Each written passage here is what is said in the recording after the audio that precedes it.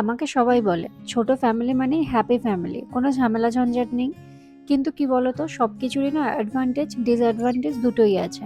আমাদের বাড়িতে যেহেতু আমি আর আমার হাসব্যান্ড দুজনেই থাকি, মানে চেরুকে নিয়ে আমরা ৩ মুহূর্তে। তাই এমনি কোনো ঝামেলা না থাকলেও আমরা ছাড়া চেরুকে কেউ দেখার নেই। তাই যেখানেই যাই এটিকে সঙ্গে করে আমাকে নিয়ে যেতে হয়। ওকে যেখানে নিয়ে যেতে পারবো আমাদের সেই মতনই প্ল্যান করতে হয়। আজ সানডে, তো আমরা একটু এসেছিলাম কোলাঘাটে, মানে একটু লং ড্রাইভে যাবো ঠিক করেছিলাম। ফার্স্টে এসে ঢুকেছিলাম আজকে শেরে পাঞ্জাবে। এখানে প্রচণ্ড ভিড় ছিল। আর প্লাস এখানে এমনি পেটসও অ্যালাউ নেই।